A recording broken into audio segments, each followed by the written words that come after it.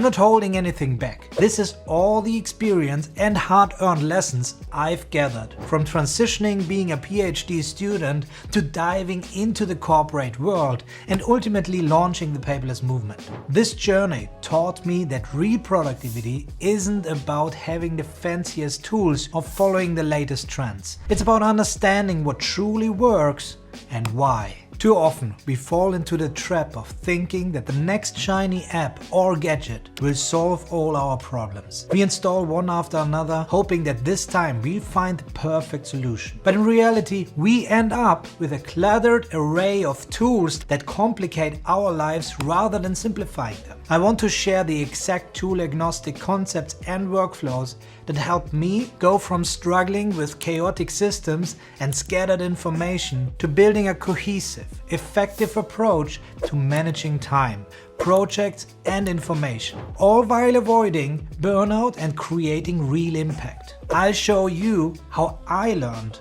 to minimize the number of tools I use, focusing instead on optimizing processes and workflows. This approach not only increased my productivity, but also brought peace of mind, knowing exactly where my information is and how to access it. So what's coming up in this video? We'll explore the hard lessons, the unexpected setbacks, and the real breakthroughs. I'll show you both the successes and the mistakes, because understanding what not to do is often more valuable than just knowing what works. By sharing these experiences, I hope to guide you toward a shorter, more successful journey, sparing you from the pitfalls that I faced. My goal is to help you think differently about productivity, to think like the top 1% of successful professionals who manage to break through the noise and create systems that not only sustain their work, but also make their lives better. Productivity is not just about getting things done. It's about making meaningful progress on what truly matters to you.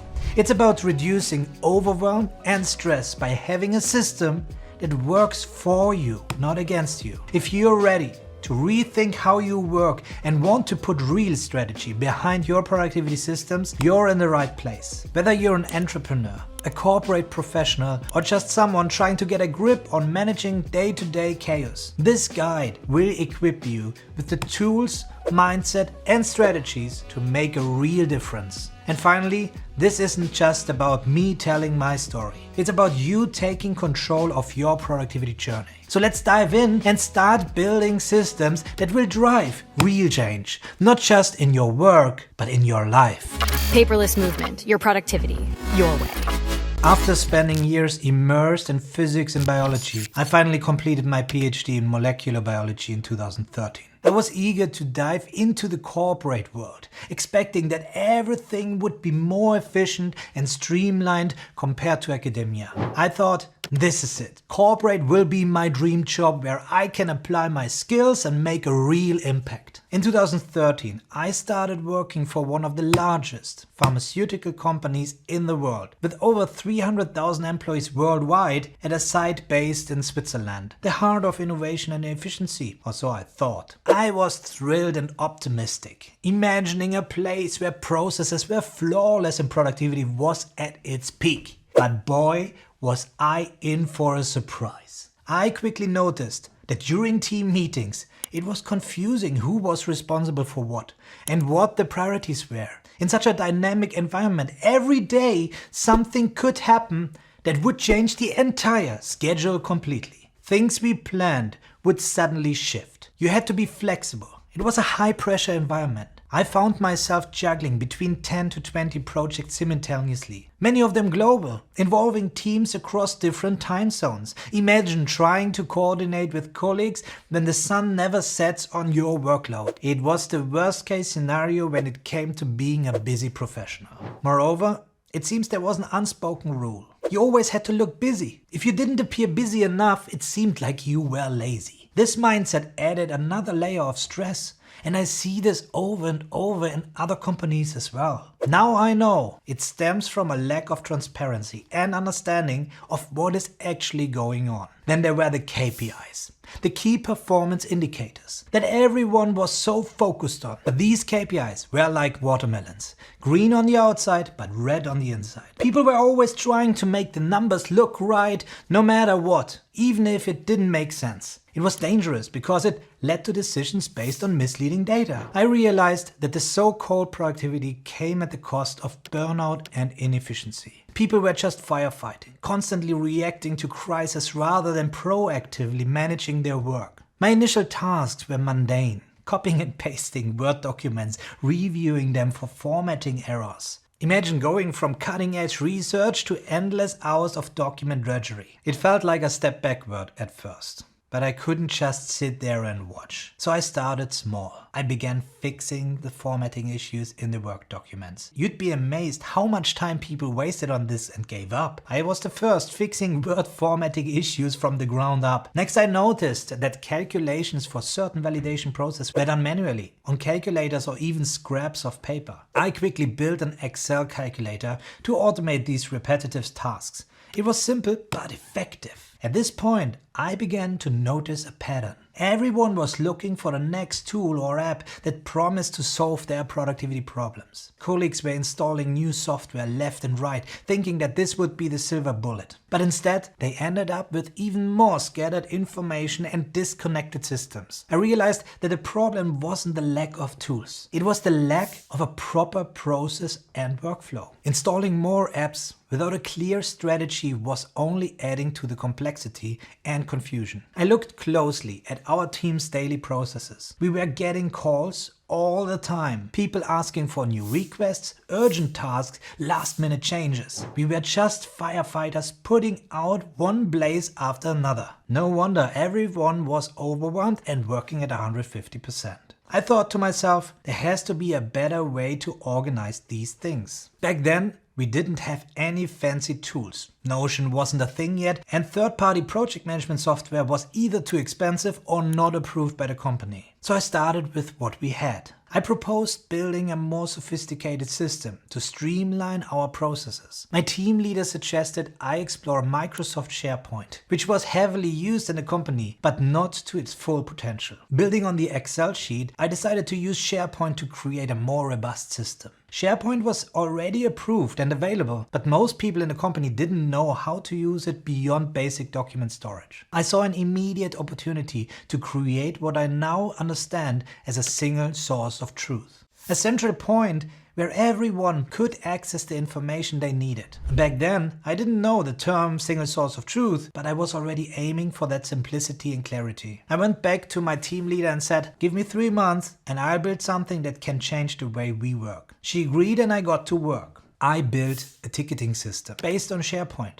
that ultimately became our single source of truth. This system required the production filling lines to submit requests through a standardized form. No more random phone calls or hallway conversations that led to misunderstandings. The big difference was that if they called, they often reached the most accommodating team member who would take on the task immediately without a clear handover. Information was scattered and we had to spend time gathering details after the fact. However, by having them fill out the form, we ensured that we received all the necessary details up front. The requester's name, the production line, the person responsible on their end, the urgency level, and desired completion date.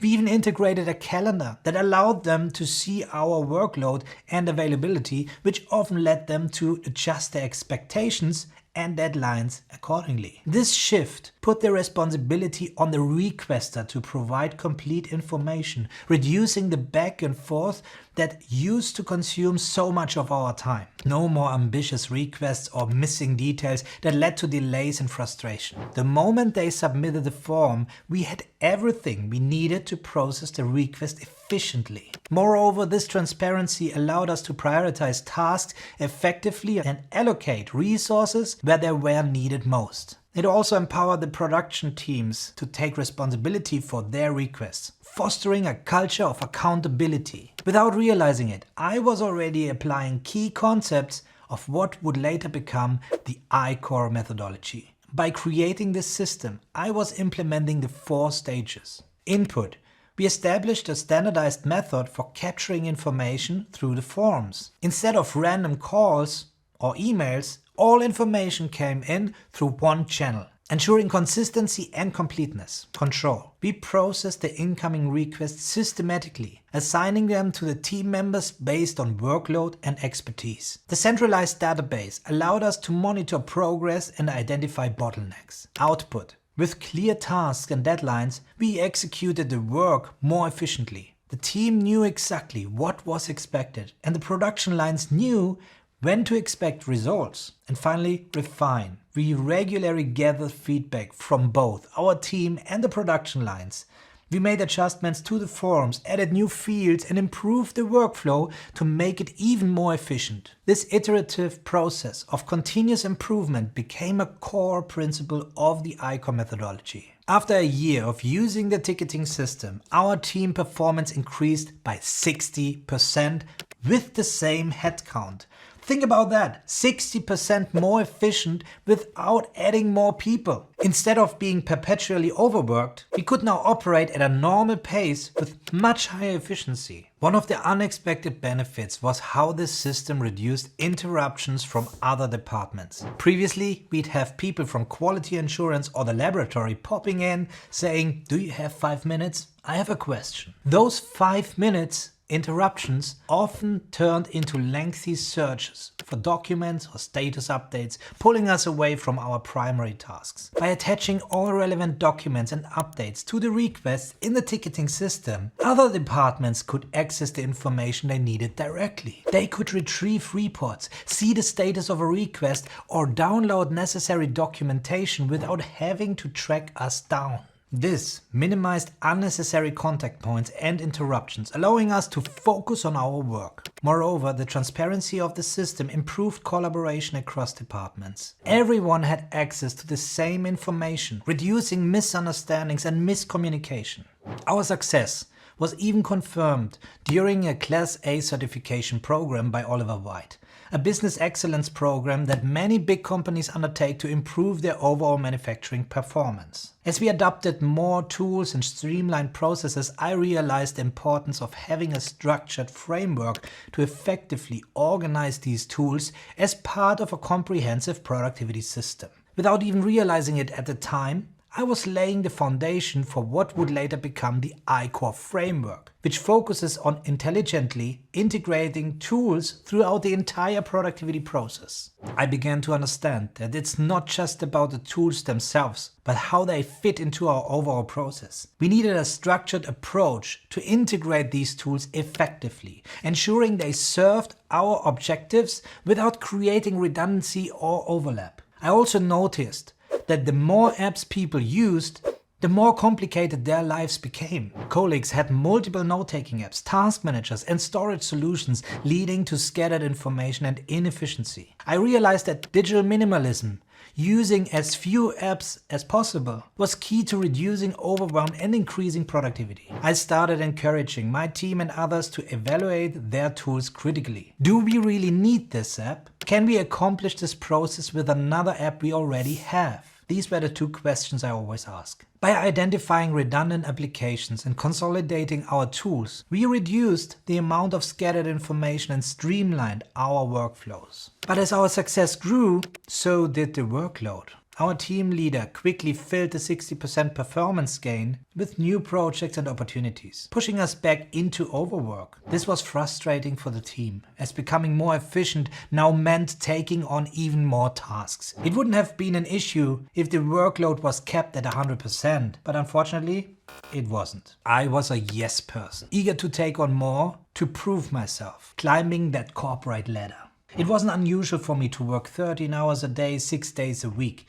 I was missing out on family time, not seeing my children grow up, and feeling the strain, both physically and mentally. I realized I was sacrificing too much. Despite the improvements at work, I found myself in a precarious situation. My drive to make things better had me saying yes to every new project or request.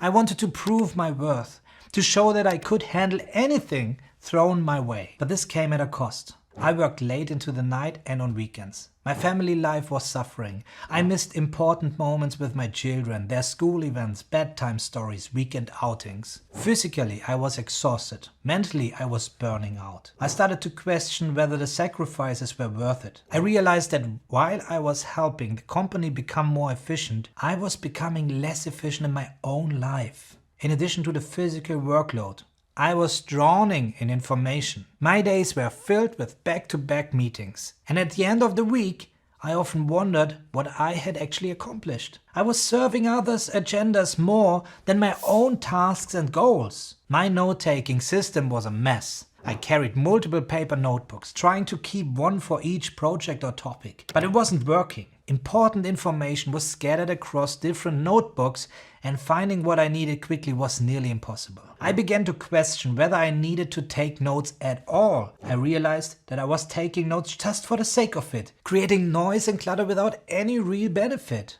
I even stopped taking notes entirely for a while because I knew I wouldn't find them later anyway. But not collecting information wasn't helpful either.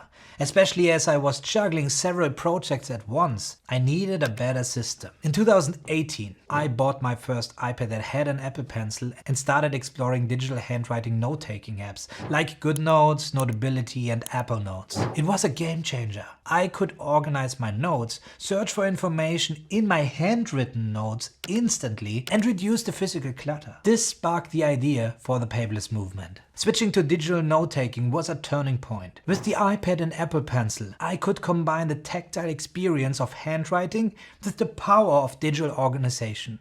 Apps like Notability and GoodNotes allowed me to keep all my notes in one place, searchable and accessible. At the same time, I began to understand what I call the butterfly effect of note-taking. Every note you take could either enrich your knowledge base or clutter it up. It depends on where you write it down. I realized that it's not about the tool you use to take notes. It's about where those notes end up that matters. This shift not only improved my personal productivity, but also opened my eyes to the potential of going paperless. In 2018, I launched the Paperless Movement as a side hustle to help more people outside my company improve their performance. I started this YouTube channel you're watching right now to share productivity tips, tutorials, and insights. I wanted to empower busy professionals like me to get more done through better information management. I discussed topics like how many apps you should use, which apps are the best for your use case, and how to create processes that allow you to look for useful apps. Ironically, around the same time, our company's executives were issued iPads but had no idea how to use them effectively. They were drowning in emails, documents, and notes just like everyone else. I began teaching them how to leverage these tools, which further validated the need for better productivity systems in business environments. As I mentioned, this was just my side hustle. In my day job, I continued to climb the ladder until I managed my own single-person department, still part of the same team, but now overseeing a specific production process. I saw an opportunity to leverage automated data collection and began analyzing data from the production lines under my responsibility. This led me to initiate one of the company's first major big data analysis projects, aimed at generating actionable insights from vast amounts of processed data. As a result, I developed live data dashboards that provided real-time visibility into the production lines and alerted the team to any emerging negative trends. My work caught the attention of the head of IT, who had been watching the progress I made with the ticketing system and my initiatives to streamline processes. He approached me one day and said, "You need to stop building islands and come to us to make it properly." It was clear he saw potential in scaling these optimizations company-wide. This led to my move to the IT department as a business analyst and team leader of the data historian team. This role allowed me to directly impact the efficiency of production and contribute to strategic decision making. I was excited about the possibilities, but I soon realized that the same inefficiencies I had encountered before were prevalent in the IT department as well. I took over a team of 5 people, one of whom was just returning from burnout. They were a group of firefighters, constantly responding to whoever was shouting the loudest. They were completely overwhelmed, juggling demands from different stakeholders without any clear direction. When I asked them, "What projects are you working on?" they couldn't answer definitely. They were caught up in the chaos, just knowing that the business was always complaining about their performance and missed deadlines. There was no visibility, no prioritization, and certainly no strategy. Recognizing the patterns, I knew we needed to change how we operated. The team was stuck in reactive mode, with no ability to plan or prioritize. I wanted to empower them to take control of their work rather than being controlled by it. I introduced Asana, a project management tool, to the team. Initially they resisted. They saw me as just another guy pushing more work onto them, and they were understandably skeptical. They were already drowning in tasks, and now I was introducing something that, to them, seemed like just another burden. But I didn't force it on them. Instead, I started using Asana for myself to gather and organize all the projects and tasks the team was juggling. I wanted to demonstrate its value through action, not dictate its use. As I mapped out everything in Asana, we made a shocking discovery. Our 5-person team was juggling over 150 projects globally. No wonder they were overwhelmed. The scale of their workload was simply unsustainable. I knew we had to prioritize if we wanted to make any real progress. Hence, I made the tough decision to start blocking projects. I halted work on several initiatives to focus on those that truly mattered. This was a bold move, and it didn't go unnoticed. Soon enough, I was called into a meeting with the leadership team. The atmosphere was tense. They were prepared to fire me. Millions of dollars were tied up in these projects, and stopping them was not taken lightly. But I came prepared. I presented real data illustrating our team's capacity and the impossibility of effectively managing 150 projects simultaneously. I used an analogy to make my point clear. Imagine asking one person to drive 5 cars from point A to point B at the same time. It's impossible, but if you assign 1 car to each driver, they can focus and get to the destination efficiently. If we have more cars than drivers, we need more people or need to prioritize which cars reach the destination first. This analogy resonated with them. They realized that without focus and proper resource allocation, we were setting ourselves up for failure. Instead of firing me, they agreed to help prioritize the project and provided 3 additional team members to balance the workload. Based on this, we were even able to reduce our active projects from 150 to 50, concentrating on those critical to the company's operations. This shift not only improved our efficiency, but also boosted team morale, as everyone now had a clear focus on manageable workload. We applied the following business conventions: visualize and optimize work streams. By mapping out all our projects and tasks, we could see where our efforts were going and identify bottlenecks. Define cross-department priorities. We established clear priorities that were agreed upon by all stakeholders, reducing conflicts and overlaps. Identify responsibilities, functions, not people. We assigned tasks based on roles and expertise rather than overloading individuals. Establish a single source of truth. We used Asana as our central platform where all project information was stored and accessible. Without realizing it, I was applying the ICOR methodology. We began by defining our processes in a tool-agnostic way. We identified what we needed to achieve and then configured Asana to support those processes. We set up projects, tasks, and workflows that aligned with our goals. This was ICOR in action. Input: we captured all incoming requests and tasks in one place. Control: we organized and prioritized the task, assigning them to team members based on capacity and expertise. Output: we executed the task efficiently with everyone knowing their responsibilities and deadlines. Refine: we regularly reviewed our processes, making adjustments and improvements as needed. By focusing on the underlying principles rather than the tool itself, we were able to make significant improvements. I started shielding my team from unnecessary meetings and interruptions. They were experts in their fields and they needed uninterrupted time to focus, what we now refer to as deep work in ICOR. I set up protocols for communication, defining what was considered urgent and how to prioritize tasks. We established clear definitions for common terms like project, task, and priority. We agreed on where to save information, how to interact with each other, and even set guidelines for email and chat usage. By creating a structured environment and clear expectations, the team began to regain control over their work. They could focus on high-priority tasks without constant distractions. This not only improved productivity, but also morale. Our success didn't go unnoticed. Other departments became interested in our way of working. We eventually rolled out Asana to over 1,000 people, increasing the performance of cross-department project work by 40%. However, rolling out a tool like Asana in such scale brought new challenges. Many employees were overwhelmed by the number of apps they had to use. Some departments were already using Trello, others were using spreadsheets or even paper notebooks. Information was scattered and there was no unified approach. I realized that introducing more tools without proper guidance would only add to the confusion. It was essential to minimize the number of apps and ensure that everyone understood how to use them effectively. Well, that was the time when I took over another team called Agile Plus, which was a leadership team consisting of department heads. We worked on implementing the single source of truth principle across departments. People were skeptical at first. They asked, how can we have one system when we have thousands of software systems in use? Well, the explanation is pretty simple. That a single source of truth isn't about having one tool for everything. It's about having one starting point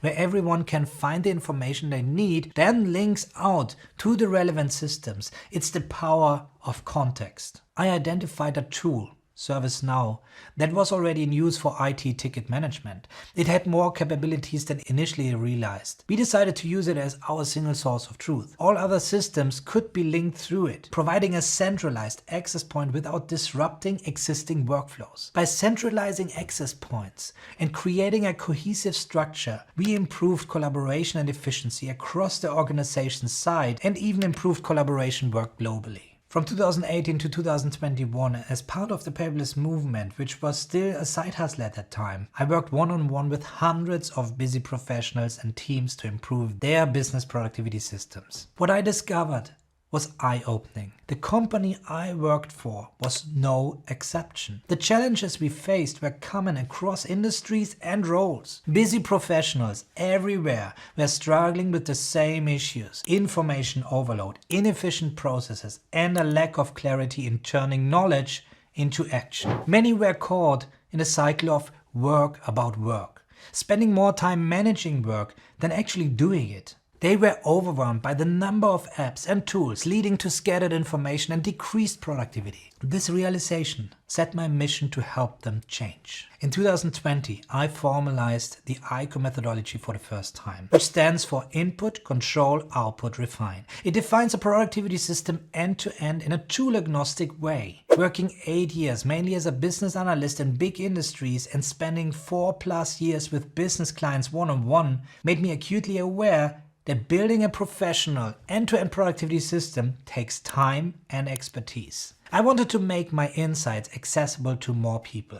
So in 2021, I quit my corporate job and went all in with the Paperless Movement, dedicating all my energy to this new mission. During this time, I noticed that many existing methodologies claimed to improve processes, but in fact, just added more work about work to the table. They complicated things rather than simplifying them. In mid-2022, I eventually met Paco Cantero through a Twitter discussion about organizing information, folders versus tags. Neither of us used either, which sparked a deeper conversation. We quickly realized we shared a common belief. There's no solution out there that truly connects information with action while providing a complete end-to-end productivity system. Paco's background brought a new level of depth and robustness to the ICOR methodology. Passionate about technology and process optimization, Paco began coding at the age of 8. During his computer science engineering studies, he gained invaluable experience working with 5 multinational corporations. Later, he joined industry giants like PricewaterhouseCoopers and Accenture, where he refined and optimized corporate process and technologies. His seamless transition